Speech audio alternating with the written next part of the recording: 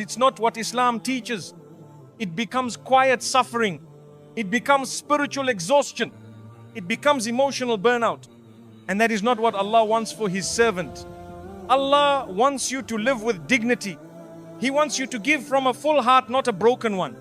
He wants you to walk through this world not as someone crushed by expectations, but as someone lifted by truth, balance, and His mercy. So don't let the world shame you for doing what Allah has already given you permission to do, to protect yourself, to say enough, to walk away in peace. That is not weakness, that is wisdom, that is Islam. My beloved brothers and sisters, some of you listening to this right now, you've been carrying too much for too long. Not just responsibilities, but emotional weight, silent pain. You've been giving so much of yourself that you've started to lose sight of your own limits. You've been too kind for too long. And I don't say that as a criticism, I say that as a reality many people live in. You've gone above and beyond for others.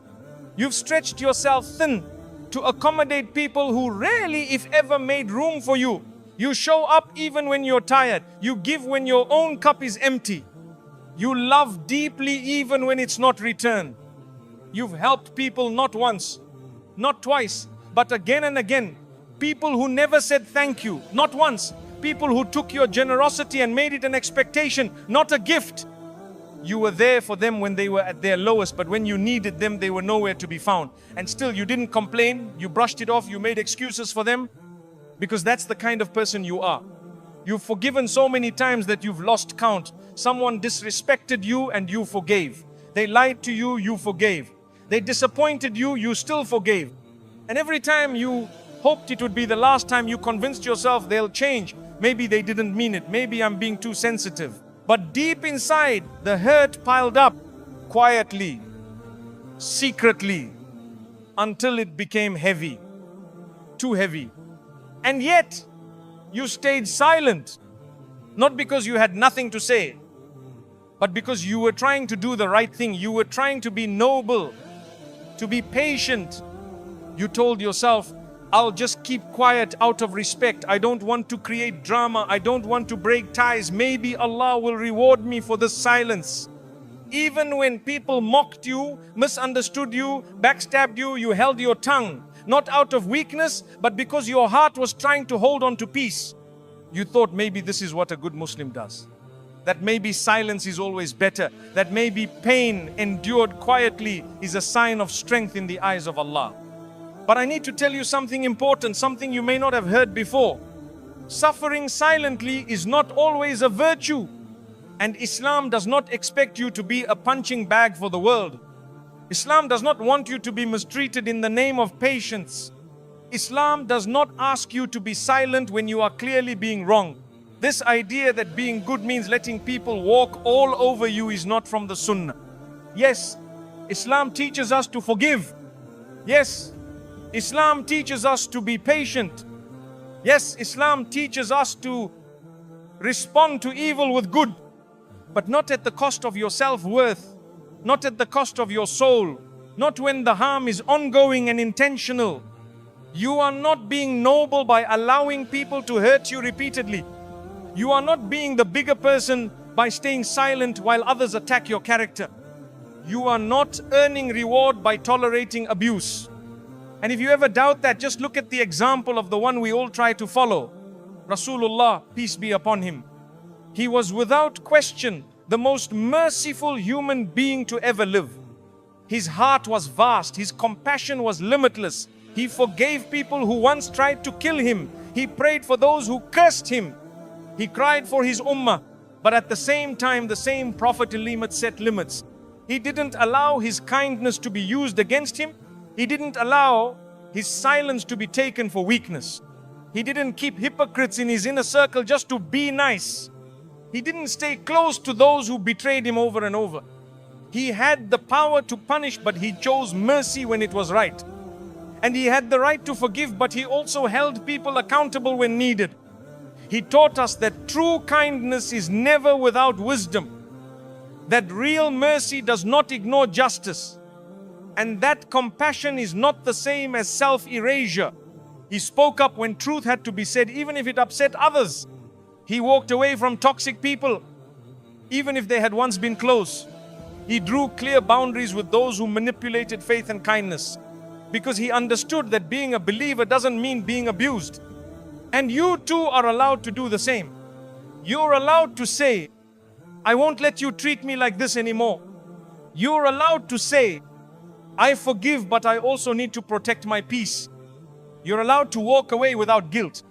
And when you do it with dignity, with calm, with a sincere heart, it's not arrogance, it's not pride. It's called wisdom, and it's from the Sunnah. So don't let the world convince you that you're a bad Muslim for having limits. Don't let people guilt trip you into believing that silence is always the answer. Sometimes the most faithful thing you can do is speak, or walk away, or protect your heart from further harm. My beloved brothers and sisters, let us pause for a moment.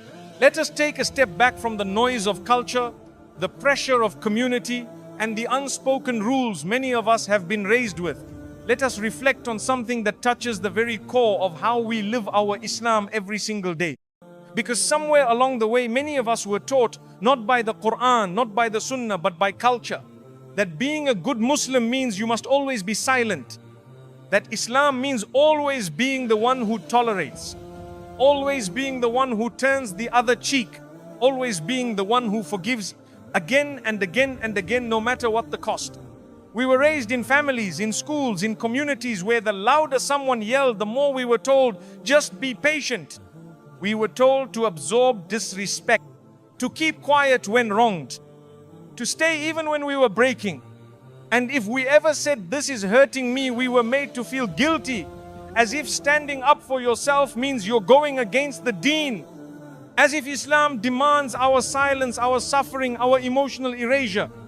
But here's the truth. That's not Islam. That's not what Allah teaches. That's not what the Prophet, the peace be upon him, practiced. That's not what the Quran commands. Let us go straight to the words of Allah. In Surah An-Nahl, ayah 90, Allah reveals something profound, something that should shake the false assumptions we've carried. Indeed, Allah commands justice and excellence and giving to relatives, and forbids immorality and oppression and arrogance. Surah An-Nahl 1690. Do you notice something? Allah does not begin this powerful ayah by commanding silence. He does not begin by commanding you to forgive. He does not say, endure whatever people do to you. He begins with adl, justice. Because justice is the foundation of balance.